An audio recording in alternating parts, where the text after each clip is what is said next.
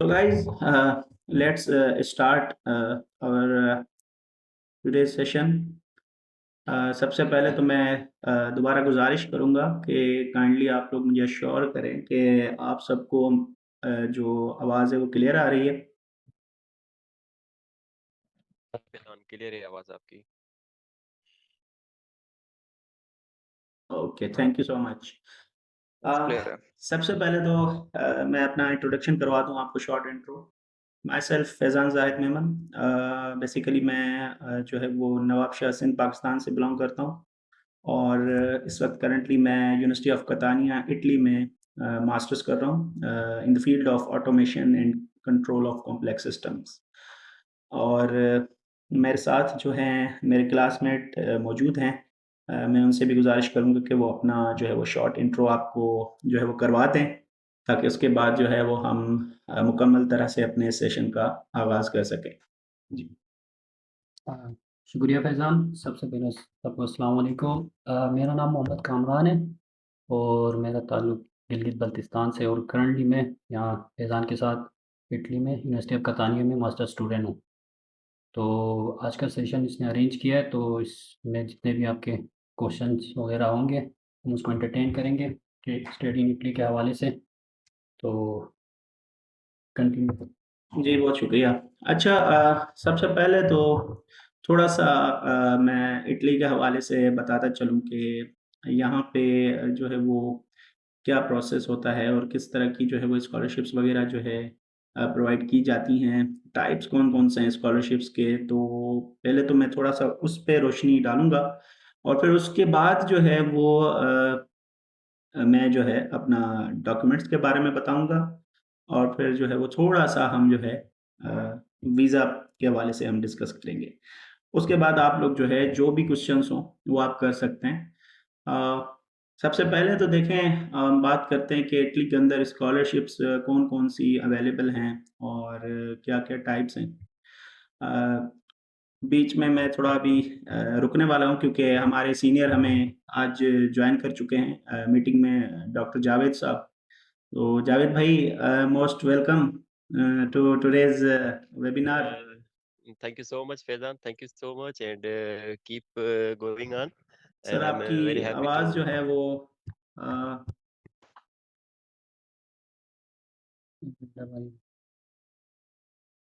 जी, जावेद भाई, आपको मेरी आवाज़ आ रही है?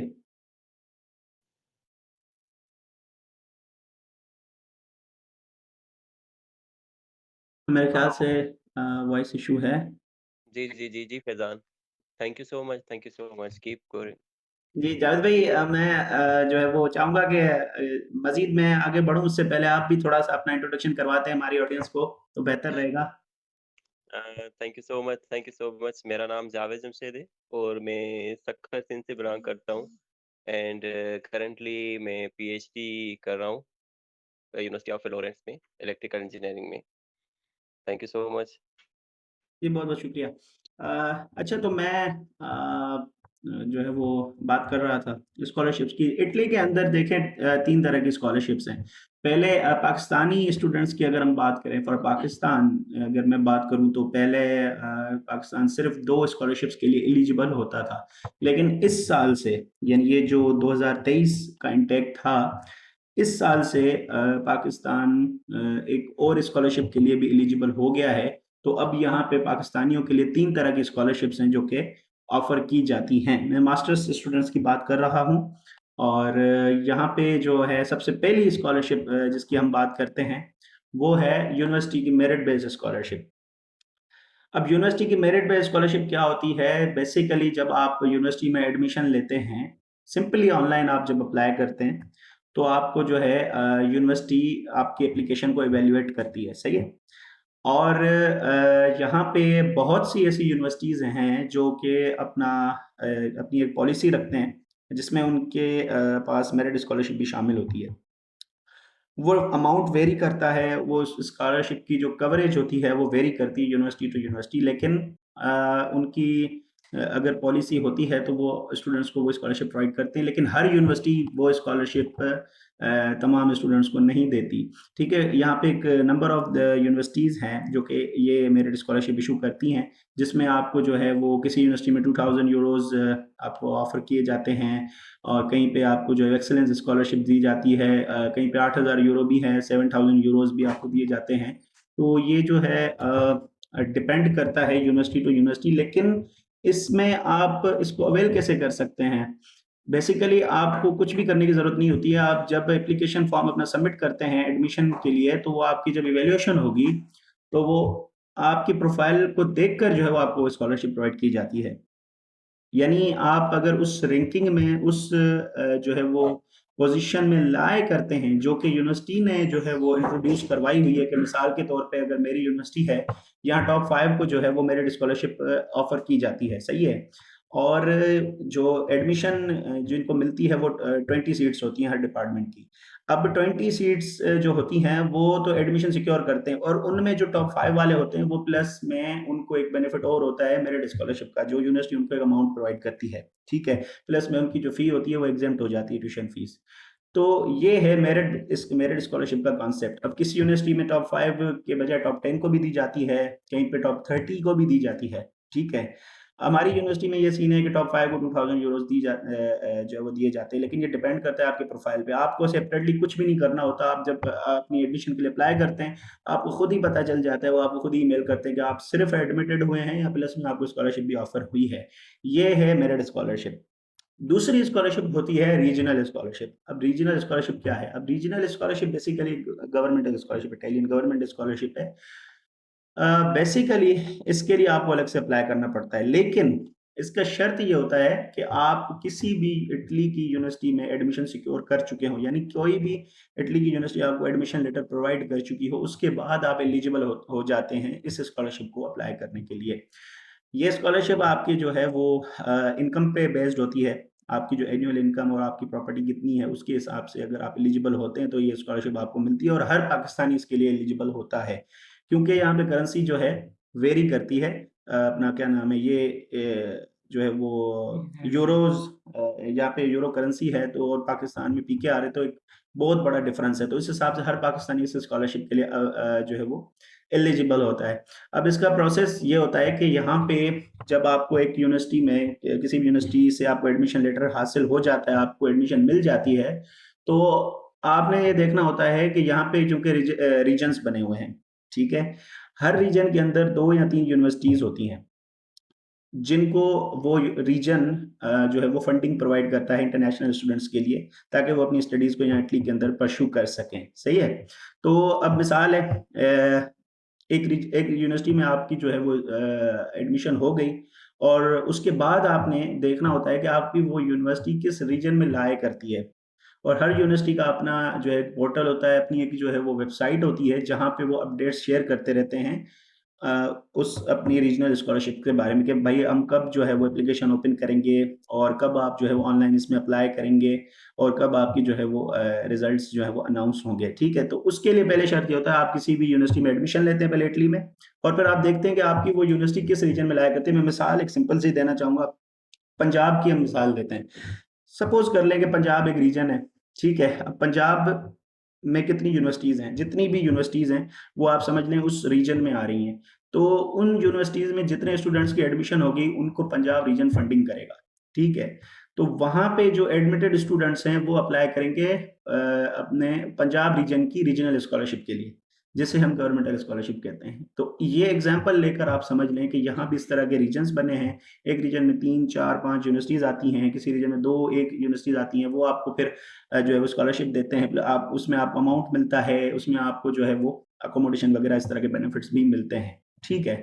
ये हो गई रीजनल स्कॉलरशिप। तीसरी स्कॉलरशिप होती है मेची स्कॉलरशिप, जो कि ministry of external affairs Italy की तरफ से आपको जो है ऑफर की जाती है। बेसिकली ये भी इटालियन गवर्नमेंटल स्कॉलरशिप होती है, ठीक है। लेकिन इसमें जो है आपको जो है वो आपकी इनकम वगैरह ये नहीं देखी जाती, और आपको जो है आपका इंग्लिश लैंग्वेज प्रोफिशिएंसी जो है वो आपसे माँगा जाता है, और एडमिशन लेटर जिस यूनिवर्सिटी में आपको एडमिशन मिला है।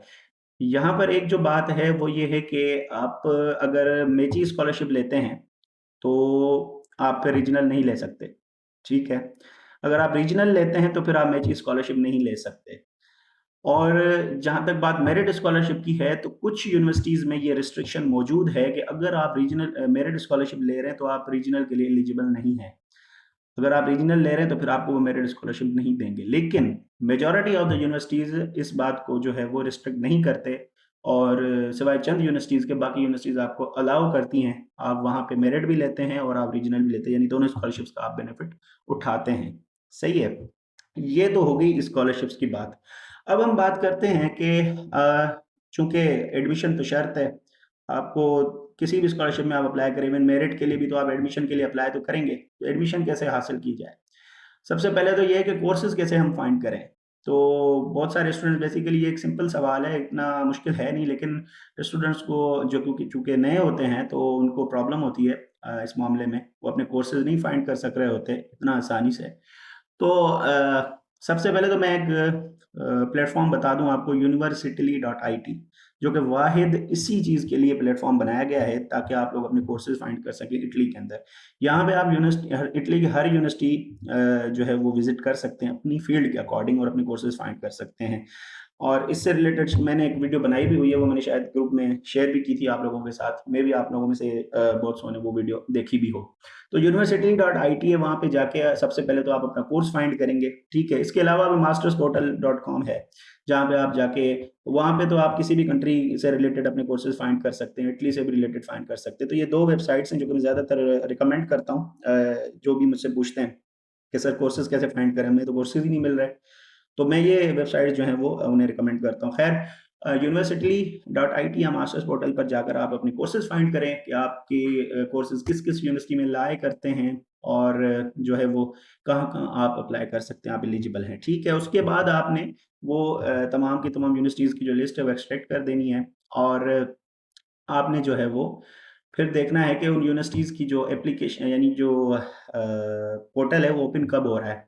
अभी जैसे हम बात करें नवंबर की ना, तो नवंबर में से जो है वो अपना स्टार्ट होंगे, यूनिवर्सिटीज़ जो है वो डिफरेंट अपने हिसाब से जो है वो एप्लीकेशंस स्टार्ट करेंगी फॉर न्यू इनटेक, यानी 24 इनटेक जो आएगा नया 2024 का। उसके लिए जो है वो नवंबर से जो है वो तैयारियाँ शुरू हो जाएँगी, और आहिस्ता-आहिस्ता यूनिवर्सिटीज़ जो है वो ये एडमिशन्स ओपन करेंगे, और ये चलेंगे जाके अप्रैल एंड मई तक चलते हैं फॉर मास्टर्स, ओके।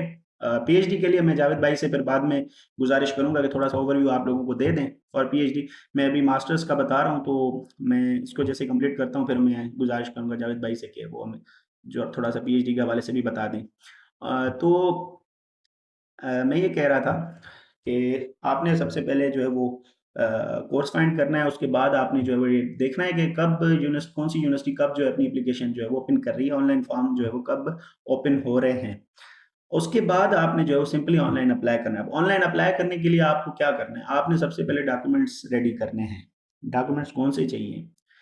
सबसे पहले तो आपके पास वैलिड पासपोर्ट होना लाज़मी है, ठीक है? अब मुझे थोड़ी-सी जो है वो हैरत होती है, जब मैं कुछ ऐसे मैसेजेस रिसीव करता हूँ कि सर मेरे पास पासपोर्ट तो नहीं है, तो क्या मैं अप्लाई कर सकती हूँ, या मैं क्या अप्लाई कर सकता हूँ?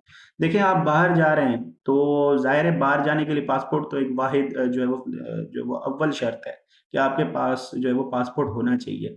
तो मेरे ख़्याल से ये सवाल बनता ही नहीं है, ठीक है? तो पासपोर्ट लाज़मी है, आपका पासपोर्ट एट लीस्ट 1 साल तक वैलिड होना चाहिए जब आप अप्लाई कर रहे हैं। यानी जिस वक़्त आप अप्लाई कर रहे हैं, उससे 1 साल बाद आपका पासपोर्ट एट लीस्ट एक्सपायर हो रहा हो, तो सही है, अदरवाइज़ आप रिन्यू करवा लें। और दूसरा जो डॉक्यूमेंट सिंपल वो यही है कि आपके एजुकेशनल डॉक्यूमेंट्स हो गए, आपकी यूनिवर्सिटी डिग्रीज़ हो गई बैचलर्स की, और ट्रांसक्रिप्ट हो गई। उसके बाद अगर मैं बात करूँ अपना जो कॉलेज लेवल की जो एजुकेशन होती है, उसकी डिग्री और ट्रांसक्रिप्ट हो गई, और अपना मैट्रिक इसी तरह से आपको वो चाहिए होती हैं। उसके बाद आपको जो है वो रिकमेंडेशन लेटर्स चाहिए, 2 मिनिमम चाहिए। वो आपको कहाँ से मिलेंगे? जहाँ से आपने अपनी पिछली डिग्री की है, उसी इंस्टीट्यूट से मिलेंगे, ठीक है? अगर आप बैचलर्स के लिए जा रहे हैं, तो आपको अपने कॉलेज के जो प्रोफ़ेसर्स या लेक्चरर्स हैं, वहाँ से लेना पड़ेगा, ठीक है? और उसके बाद आपको इंग्लिश प्रोफ़िशिएंसी चाहिए, अगर आइल्स है तो वेल एंड गुड है। बाकी जो है वो ये शर्त नहीं होता आइल्स कि आप इटली के अंदर, ये मैंडेटरी नहीं है कि आपके पास आइल्स लाज़मी हो तभी आपको एडमिशन मिलेगी। हाँ, ये है कि कोई हायरिंग यूनिवर्सिटी है और वहाँ पे जो अप्लाई करने वाले हैं वो ज़्यादातर हाई प्रोफाइल स्टूडेंट्स हैं, उनके पास सबके पास आइल्स है और आप भी वहीं पे अप्लाई कर रहे हैं तो ज़्यादा ज़ाहिर है फिर प्रेफ़रेंस उन्हीं को मिलेगी। तो लेकिन ये मैंडेटरी नहीं है कि आप आइल्स दें लाज़मी यहाँ पे ना इटली में। अ, उसके बाद ये हो गया प्रोफ़िशिएंसी आप सिंपली अपनी प्रीवियस एजुकेशन इंस्टीट्यूट से जाके प्रोफ़िशिएंसी इश्यू करवा सकते हैं जिसमें ये मेंशन हो कि आपका जो पिछला प्रोग्राम था या जो आपने पिछली डिग्री की है वो आपकी जो है वो इंग्लिश मीडियम में थी। और उसके बाद जो है मोटिवेशन लेटर ये एक बहुत अहम जो है वो डॉक्यूमेंट है। इसमें बहुत सारे लोग जो हैं वो रिजेक्शंस जो आती हैं वो बेसिकली इसी वजह से आती हैं। क्योंकि बाकी सारे डॉक्यूमेंट तो आपको बने-बनाए मिल ही जाते हैं ना तो आप का जो मेन जो इम्तिहान है, जो आपका जो एग्ज़ाम होता है वो मोटिवेशन लेटर होता है आपका। जो कि आपकी रिस्पॉन्स अपना क्या नाम है पर्सनैलिटी को डिफ़ाइन करते हैं। और इवैल्यूएशन ऑफिसर जब आपके जब मोटिवेशन लेटर को जब रीड करता है तो उसको पता लग जाता है कि आपको सिलेक्ट करना है कि नहीं करना, सही है? तो मोटिवेशन लेटर एक अहम जो है वो कड़ी है इस जर्नी की और उसके बाद हम बात करें तो यूरोपास सीवी जिसको हम रिज़्यूमे भी कहते हैं। और ये आपकी यूरोपास फॉर्मेट में होनी चाहिए। यूरोपास फॉर्मेट एक मखसूस फॉर्मेट है रिज्यूमे डिज़ाइन करने का जो कि यूरोप के अंदर प्रेफ़रेबल होता है और अगर हम बात करें इंटरनेशनल स्टैंडर्ड्स की तो इसी को जो है वो ज़्यादातर प्रेफ़र किया जाता है। ओके, तो ये हो गई आपकी सीवी और बाकी इसके अलावा फ़ोटोग्राफ्स वग़ैरह ये सब चीज़ें तो माइनर है, ये तो चाहिए ही चाहिए। और बाकी जो आपके अदर जो सपोर्टिंग डॉक्यूमेंट्स होते हैं, आपने इंटर्नशिप्स की हैं, जॉब की है, तो ये आपके जो है सपोर्टिंग डॉक्यूमेंट्स कहलाते हैं। अगर आप देते हैं तो वेल एंड गुड है, प्लस पॉइंट है। लेकिन make your application more strong but if you don't have these documents there is no any problem. So ये थे डॉक्यूमेंट्स और इसके बाद क्या होगा, आप जब अप्लाई करेंगे, आपको जब एडमिशन लेटर रिसीव होगा, उसके बाद आप सिंपली जाके university.it जिस पर आपने कोर्स फाइंड किया था, उसी पर आप जाके प्री एनरोलमेंट भी करते हैं, जब आपकी एडमिशन हो जाती है। तो उसके बाद आप प्री एनरोलमेंट के बाद आप फिर वीज़ा के प्रोसेस की तरफ जाते हैं, फिर उसके अलग जो है वो डॉक्यूमेंट्स वगैरह रिक्वायर्ड हैं, उस पर भी फिर बात करते हैं। और मेरे ख़्याल से जो अहम बुनियादी चीज़ें थी एडमिशन अ, तक पहुँचने की और फिर सिंपली एडमिशन के बाद आपने जाके जैसे मैंने शुरू में बताया स्कॉलरशिप्स के लिए अप्लाई करना होता है, तो वो मैंने ख़ैर बता दी हैं आपको।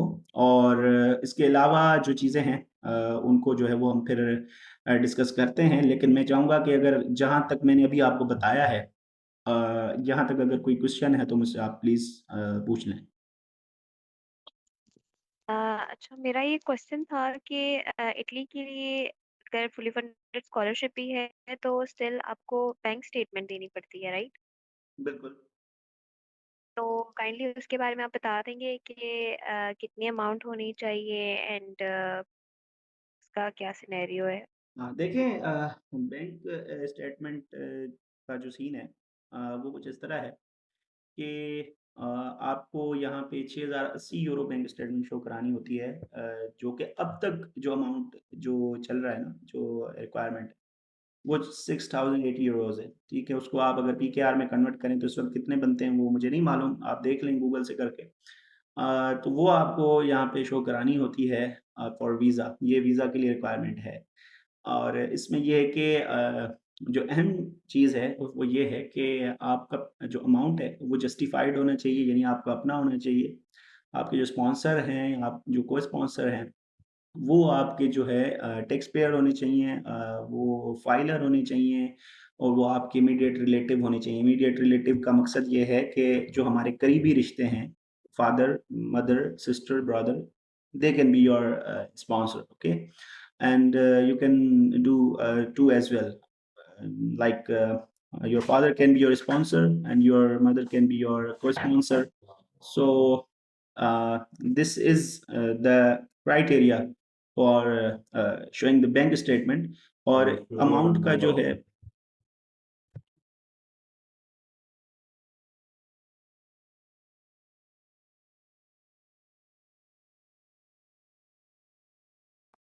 Sorry for inconvenience. अच्छा तो मैं कह रहा था ये क्राइटेरिया है फॉर बैंक स्टेटमेंट और जो है वो ये एक मेन मैंडेटरी जो है वो चीज़ है वीज़ा के लिए। इसके बगैर आपको वीज़ा जो है वो नहीं लग सकता। हेलो। हेलो।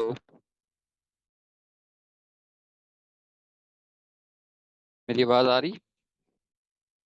जी, जी, जी, फरमाएँ।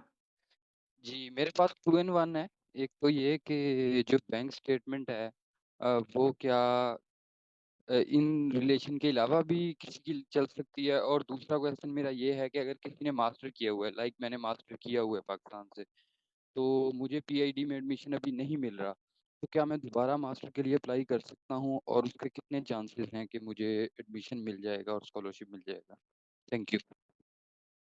देखिए जो पहला क्वेश्चन था आपका वो ये था कि आप जो है वो किसी और को अगर अपना स्पॉन्सर कर सकते हैं कि नहीं कर सकते इन रिलेटिव्स के अलावा जिनका मैंने ज़िक्र किया। तो ये आप नहीं कर सकते क्योंकि ये जो है वो एम्बेसी की रिक्वायरमेंट नहीं है। आप इन्हीं जो जिनका मैंने ज़िक्र किया है, इन्हीं पर्सनैलिटीज़ में से किसी को अपना स्पॉन्सर और इन्हीं में से ही किसी और को अपना कोई स्पॉन्सर बना सकते हैं। पहला तो जवाब ये मैंने आपको दे दिया और दूसरा जो आपने क्वेश्चन किया कि आपके पास मास्टर्स है, आपको पीएचडी में एडमिशन नहीं मिल रहा। तो ख़ैर पीएचडी के हवाले से हम जावेद भाई से बात अभी करने वाले हैं, वो हमें थोड़ा इंशाल्लाह गाइड करेंगे और मैं जहाँ तक जानता हूँ वो ये कि आप दोबारा मास्टर्स में खैर ले तो सकते हैं लेकिन आपको जस्टिफाई करना होगा। Ciao, Ciao, ciao, Adriano. va Sì, bene. sì. Grazie mille. Buonasera. Buonanotte. Grazie, grazie. Sorry for inconvenience, guys.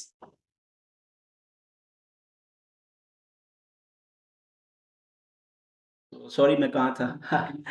तो मैं मास्टर्स का ज़िक्र कर रहा था, तो आप मास्टर्स में एडमिशन ले सकते हैं और अपना जो है वो उसमें आपको सिर्फ़ ये है कि आपको रीज़न बताना होगा कि आपका जो क्योंकि गैप होगा ना, आप जो मास्टर्स ऑलरेडी की हुई है, ज़ाहिर है आप उसकी बेस पे तो आप दोबारा नहीं जाएँगे।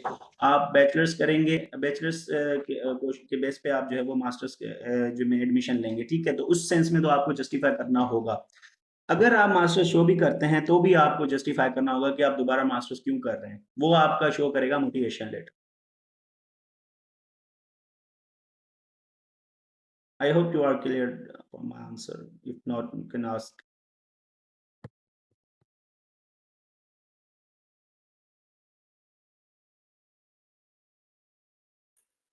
अस्सलाम वालेकुम फ़िज़ान भाई कैसे हैं आप ठीक हैं? वालेकुम अस्सलाम। जी, अल्हम्दुलिल्लाह। बेसिकली मुजाहिद भाई से क्वेश्चन है जो पीएचडी कर रहे हैं इलेक्ट्रिकल में। जी, जी, जी। जी, जावेद भाई आर यू देयर? जी फैज़ान, जी मोहम्मद, आप पूछ सकते हैं। अस्सलाम वालेकुम मुजाहिद भाई मैंने रिसेंटली इलेक्ट्रिकल इंजीनियरिंग कंप्लीट की है यूआईटी से। तो बेसिकली सीजीपीए जो है वो मेरा 2.95 है और ठीक है। 3 पब्लिकेशंस हैं मेरी इंटरनेशनल कॉन्फ्रेंस में। हुँ, कभी रिसेंटली मेरी पब्लिश हुई हैं। तो मैं बेसिकली रिन्यूएबल और एनर्जी इंजीनियरिंग के कोर्सेज़ की तरफ मूव करना चाहता हूँ। तो आप काइंडली मुझे सजेस्ट कर सकते हैं कि किन यूनिवर्सिटीज़ को टारगेट करना चाहिए? लास्ट ईयर अभी इसी साल मेरा जो है ना वो तकरीबन 5 यूनिवर्सिटीज़ में एडमिशन हुआ इटली में, लेकिन मैंने किसी के साथ प्रोसीड नहीं किया क्योंकि मुझे प्रोग्राम नहीं था पसंद। तो इस वजह से मुझे क्योंकि मैं at the end last days में आके अप्लाई करना स्टार्ट किया था, तो एडमिशन हो गया था मेरा इन एक कटानिया यूनिवर्सिटी में भी हुआ था, लेकिन वो कम्युनिकेशन इंजीनियरिंग में हुआ था, उधर भी मैंने प्रोसीड नहीं किया। तो मेरा रिन्यूएबल वाली साइड पे जो है ना वो इंटरेस्ट है। तो मैंने इंग्लिश लैंग्वेज टेस्ट भी दिया हुआ है PT Pearson test of English, उसमें मेरे 75 स्कोर है। तो हुँ। इसके अलावा मुझे आप यूनिवर्सिटी सजेस्ट कर दें और काइंडली बता दें कि अगर हम मास्टर्स इस फील्ड में करते हैं तो what's the future job opportunities for that kind of field in Europe. देखें, पहली बात तो जो आपका बात कर रहे हैं कि आपने रिन्यूएबल साइड आपने की है ना, ठीक है? और आप उन यूनिवर्सिटीज़ को मतलब आप पूछना चाह रहे हैं कि कौन-सी यूनिवर्सिटी अच्छी है, राइट? ये आपका क्वेश्चन है, सही है? तो मैं ये कहूँगा कि इस क्वेश्चन पे आपको कि यूनिवर्सिटी हर अच्छी है, बट के आपकी एरिया कहाँ आपको मिलती है। फॉर सपोज़ आप यूनिवर्सिटी ऑफ कतानिया जाते हैं और उसी में आपको मतलब एरिया भी सेम मिलती है जिसमें आपका इंटरेस्ट है। फॉर सपोज़ आपने मास्टर्स की है रिन्यूएबल में और आप पीएचडी भी उसी को लीड करना चाहते हैं, तो वो भले कोई भी यूनिवर्सिटी हो, सही है? इटली की, it means university doesn't matter, but के जो मैटर करती है वो चीज़ है कि वो आपकी रिसर्च इंटरेस्ट, ठीक है? अगर आपको रिसर्च इंटरेस्ट किसी भी यूनिवर्सिटी में मिल जाती है तो ये बहुत एक मतलब आपके लिए बहुत एक बेनिफिशियल रहेगी, सही है? तो मेरा ये कहना है आपके लिए यही सजेशन है कि आप यूनिवर्सिटीज़ में कन्फ्यूज़ ना हो, कि ऐसा ना सोचें कि भाई यूनिवर्सिटी ऑफ सैलेर्नो की जो रैंकिंग है वो 30 है और यूनिवर्सिटी ऑफ फ्लोरेंस में फॉर सपोज़ मैं हूँ तो उसकी 12 नंबर है नेशनल रैंकिंग या 13 नंबर है। तो ये डज़न्ट मैटर मैं it's it it they doesn't matter but जो मैटर करती है वो चीज़ होती है आपके रिसर्च इंटरेस्ट जिसको आप लेकर आगे जाते हैं, सही है? उसमें आप आपकी एक्सपर्टीज़ होती है, आपकी उसमें स्किल्स होती हैं, ठीक है? तो मेरा ये कहना है आपके लिए कि आप जिसमें आपको एरिया जिसमें मैच करे, उसमें आप चले जाएँ। सब अच्छी हैं यूनिवर्सिटी। ठीक है, थैंक यू सो हुँ,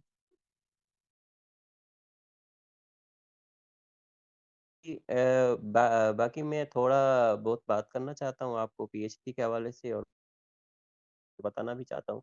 और अभी मुझे थोड़ी देर में बाहर भी जाना है, किसी के साथ किसी को ड्रॉप करना है। सो तो मैं तो पीएचडी के लिए जैसे आपने मोहम्मद ने क्वेश्चन किया कि हाँ भाई यूनिवर्सिटी कौन-सी अच्छी है? ठीक है, यूनिवर्सिटीज़ तो सारी अच्छी हैं, उसमें आपको रिसर्च इंटरेस्ट मिलता है, जिस रिसर्च में आपने मास्टर्स की है, अगर आप उसको लीड करना चाहते हैं, तो ये एक बहुत बेहतरीन होगा। फॉर सपोज़ मैंने मेहरान यूनिवर्सिटी जामशोरो से मास्टर्स की थी, ठीक है? जिस फ़ील्ड में पावर इलेक्ट्रॉनिक्स एंड कंट्रोल में मैंने की थी और उसी फ़ील्ड को मैं लेके जा रहा हूँ। तो मुझे बहुत आसानी होती है समझने में, चीज़ें समझने में और पेपर पब्लिकेशंस में या सॉफ्टवेयर को चलाने में या सर्किट्स बनाने में, वही सेम चीज़ें मैं रिपीट कर रहा हूँ। तो मेरी जो पीएचडी लाइफ़ है वो बहुत ईज़ी हो जाती है यहाँ पे। वो मतलब मेरी तो हो गई है, बाकियों की भी होगी। फॉर सपोज़ अगर वो कर रहे हैं, ठीक है? तो इसको मैं जनरली कंक्लूड करूँ तो जो पीएचडी एडमिशन्स है वो स्टार्ट होती हैं तकरीबन मार्च से लेकर अपना कोई सितंबर अक्टूबर तक चलती रहती हैं इनकी कॉल्स और इनमें मतलब जो 2 चीज़ें होती हैं जो मतलब इनकी मतलब मेन चीज़ें होती हैं वो होती है एक इवैल्यूएशन और दूसरा पार्ट होता है इसका इंटरव्यू का। फॉर सपोज़ आप यूनिवर्सिटी ऑफ फ्लोरेंस को अप्रोच करते हैं। यूनिवर्सिटी ऑफ फ्लोरेंस में ज़ाहिर-सी बात है एजुकेशनल डॉक्यूमेंट हर कोई रिपीट कर रहा है। फॉर सपोज़ आपको फैज़ान ने भी बताया कि कौन-कौन से डॉक्यूमेंट्स चाहिए। ये जनरल एक डॉक्यूमेंट्स की लिस्ट है, ठीक है? आपके all educational documents, CV, proposal और मोटिवेशन लेटर। जो पीएचडी में जो मेन थिंग है वो है आपका प्रपोज़ल, ठीक है? बाकी तो डॉक्यूमेंट्स मैंडेटरी है, सही है? जो मेन थिंग है वो है आपका प्रपोज़ल। जिसके बेसिस पे आपकी इवैल्यूएशन होती है। जो प्रपोज़ल है फॉर सपोज़ जो मेरे केस में था जिस एरिया में मैंने अप्लाई किया था, उसी एरिया का ही मैंने प्रपोज़ल बनाया था। देन मैंने इवैल्यूएशन में स्कोर तकरीबन 60 में से 58 उठाया था, ठीक है? देन उसका जो इंटरव्यू होता है, वो भी उसकी बेसिस पे होता है प्रपोज़ल पे। सो पीएचडी में जो मेन थिंग होती है, वो आपका प्रपोज़ल होता है। उसकी बेसिस पे आपकी इवैल्यूएशन होती है। देन आफ्टर इवैल्यूएशन मीन्स एक मतलब जैसे हम एंट्री टेस्ट देते हैं ना, एक टेस्ट देने के बाद हमारा क्या होता है, इंटरव्यू होता है। Same as in PhD you have to qualify your evaluation part then you are going to enter in the interview part after interview you will be shortlisted for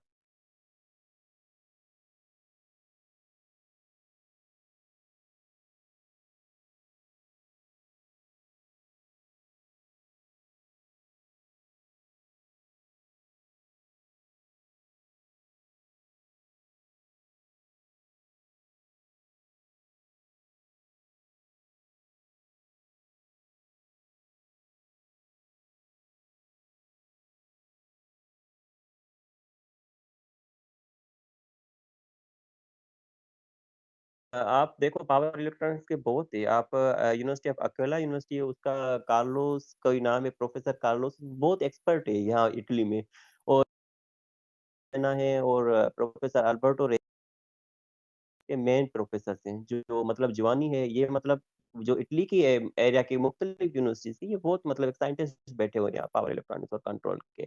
आप ऐसे ही आप रिन्यूएबल साइट्स के भी ढूँढ सकते हैं, आप कम्युनिकेशन के भी ढूँढ सकते हैं, तो काफ़ी मतलब आपको मिल जाते हैं। वो आप फैकल्टी में भी जाकर देख सकते हैं ना कि कौन-सी लैब चल रही है और कौन-सा प्रोफेसर है, उसकी कौन-सी एरिया है, आप उसको डायरेक्ट भी अप्रोच कर सकते हैं। काफ़ी जो मुझे पोज़ीशन मिली है ना मैं जो सच बताऊँ, जो मुझे पोज़ीशन में मिली है, वो मेरे सुपरवाइज़र ने मुझे सिलेक्ट किया था on the basis of proposal but मैंने ईमेल की थी उसको पहले, ठीक है? ईमेल करके उसने मुझे शॉर्टलिस्ट किया था पहले, फिर मुझे उसने बताया था कि हाँ, तुम इस यूनिवर्सिटी में अप्लाई करो, देन तुम आगे वाला जो प्रोसीजर है उसको फ़ॉलो अप करो। तो इट्स मुझे मीन जो एरिया वाला हम प्रोफ़ेसर मिली तो वो उसको मैंने मेल की थी। अगर आपको कोई प्रोफ़ेसर जो आपकी एरिया से मैच करता है, अगर उसके पास पोज़ीशन हो खाली होगी मतलब फ़ॉर सपोज़ है, देन वो आपको वेलकम करेगा और वो आपको प्रॉपर चैनल बताएगा कि इस थ्रू आप अप्लाई करें, देन आप मतलब आ जाएँ। जी,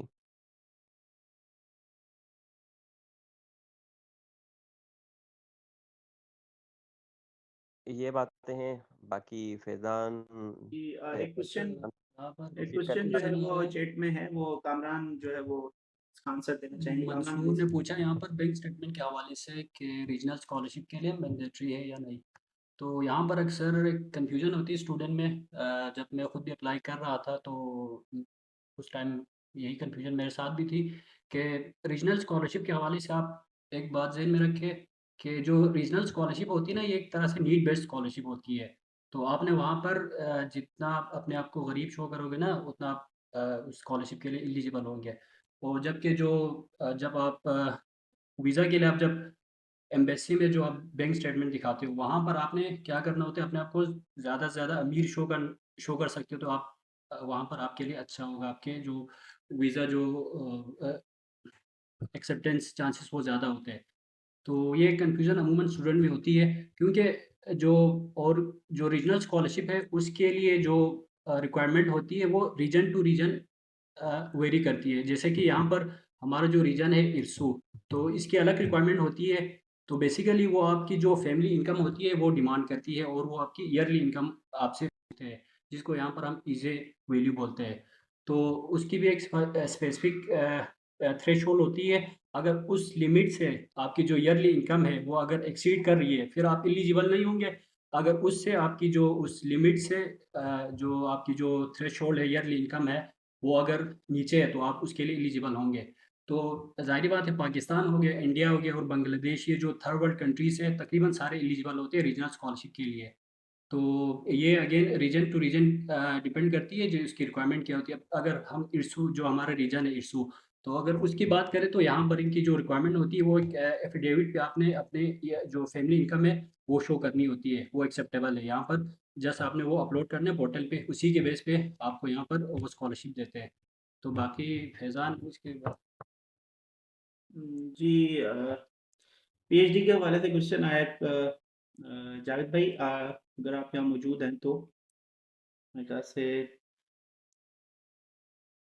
जावेद भाई डिस्कनेक्ट हो गए हैं। ठीक है, तो मैं आंसर कर देता हूँ। देखिए, पीएचडी के लिए बैंक स्टेटमेंट नहीं चाहिए आपको, क्योंकि पीएचडी में जो है वो आपको लेटर जब इशू किया जाता है, वो उसमें लिखा जाता है PhD is as a job consider होती है यहाँ पे। ठीक है, तो वो आपको सैलरी देते हैं पर मंथ। तो उसमें आपको बैंक स्टेटमेंट की रिक्वायरमेंट नहीं होती। अगर आप शो कराना भी चाहते हैं तो वो एक अच्छी बात है, प्लस पॉइंट है। वो आप उसमें 4-5 लाख रुपए अपने शो करा सकते हैं, लेकिन वो सीन नहीं है कि जैसे आपकी जितनी रिक्वायरमेंट मास्टर्स के लिए चाहिए आप उसकी वो जो है शो करवाएं।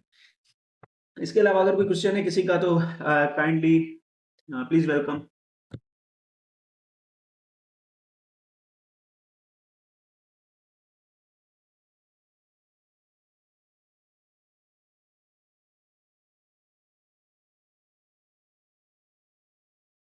हेलो।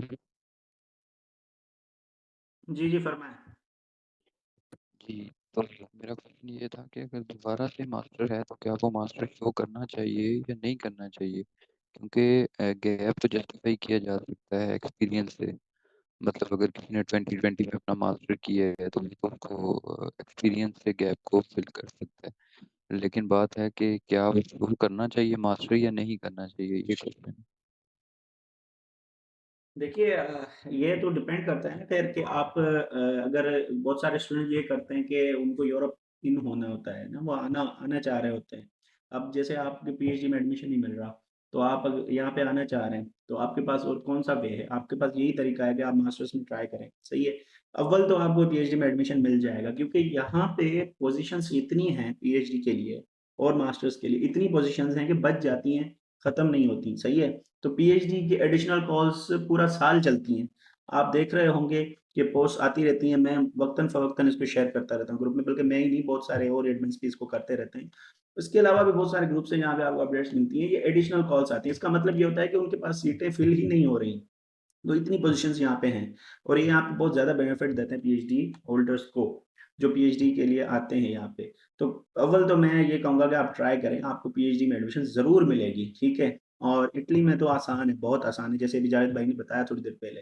तो वो अभी डिस्कनेक्ट हो गए, वरना हम उनसे मज़ीद भी बात करते। खैर, तो अब बाकी ये है कि करना चाहें या नहीं करना चाहें, ये अब आपका जो है अपना डिसीजन होता है कि आपका माइंड क्या कहता है कि आप को मास्टर्स कर लेनी चाहिए, या आप पीएचडी में दोबारा ट्राई करना चाहते हैं, या सिर्फ आपका ये गोल है कि आप यूरोप के अंदर एंटर हो जाएं।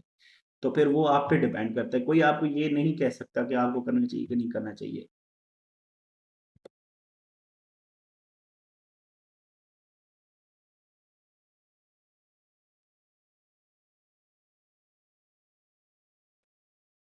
Okay, guys. So, anyone else? Is there any question? Please ask.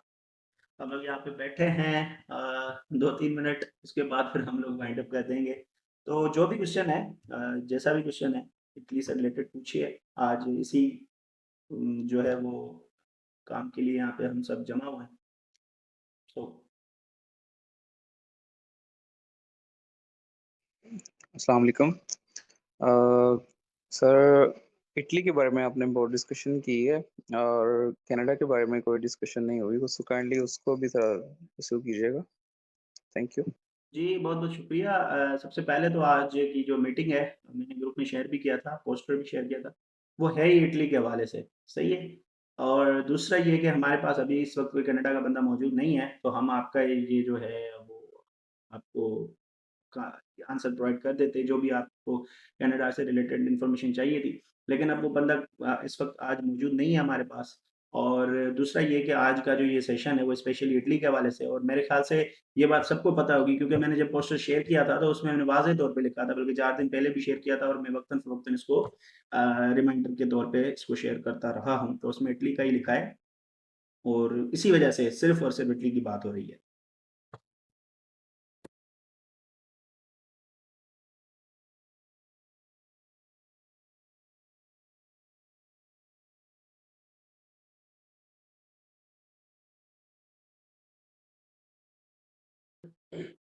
Okay, guys, so I think we should wind up. तो अस्सलाम वालेकुम जी, जी, जी, फरमाएँ, फरमाएँ। सर, मेरा नाम इंजीनियर मुजाहिद है।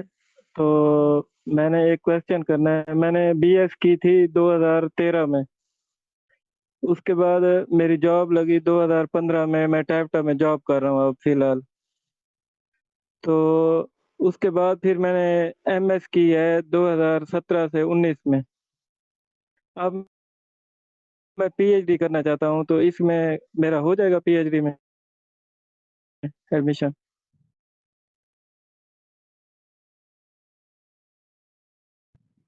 अ, काइंडली आप मुझे बताएँगे आपने मास्टर्स कब किया है? सॉरी।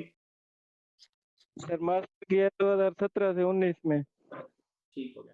अब ये है कि आपको जो गैप है ना आपका, अगर आप अभी करते हैं एडमिशन के लिए अप्लाई, तो आपको जो है वो अपना गैप जो है वो फिल करना होगा। और वो आप किस तरह फिल करेंगे? यानी इस दौरानिए में आपके पास कोई जॉब थी? जी जी, वो जॉब है पड़ी सर मेरी। हाँ, तो बस आप उसको एज़ जो है वो जस्टिफ़िकेशन के तौर पे यूज़ करेंगे, और उसको ज़ाहिर करके आप अपना गैप फिल करेंगे, और आप बिल्कुल एलिजिबल हैं, आप अप्लाई कर सकते अच्छा, हैं। जी हाँ, शुक्रिया सर। You are welcome.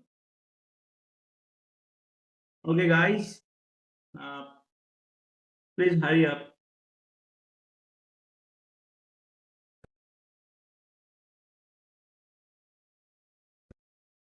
ठीक हो गया। तो हम अभी इसको वाइंड अप करने चले हैं। बहुत-बहुत शुक्रिया, आप सबने आज जॉइन किया। अफ़सोस की बात है कि जब वोटिंग हो रही थी, तो 50 और 70 से वोट तजावुज़ कर गए, लेकिन जॉइन जितनों ने किया है, अ, वो तादाद और नंबर जो है हैरानकुन है। ख़ैर, एनीवेज़ इस बात को मैं ग्रुप में डिस्कस करूँगा, और जो नॉन सीरियस पर्सन्स हैं, मैं चाहूँगा कि वो बेचारे बजाय इसके कि वो ग्रुप में हैं, मौजूद हैं, लेकिन कोई बेनिफिट उनको नहीं हो रहा, तो वो ग्रुप छोड़ दें तो बेहतर है। बाकी आप सबका शुक्रिया कि आप लोगों ने जॉइन किया। हम लोग आप लोगों के लिए टाइम निकालते हैं, या जो है वो लोग जो इस चीज़ के लिए हमें कहते हैं कि आप हमें टाइम दें, लेकिन वो फिर बाद में जॉइन नहीं करते, ये चीज़ थोड़ी जो है वो ज़्यादा अच्छी नहीं लगती। ख़ैर it was very nice meetup, और ग्रुप में फिर मज़ीद हम डिस्कस करते हैं, अगर किसी को और कोई क्वेश्चन ज़हन में आता है इसके बाद भी, तो वो बिला झिझक, without any hesitation, you can ask from us in the group. और तब तक के लिए ख्याल रखिएगा अपना। ठीक है, थैंक यू सो मच।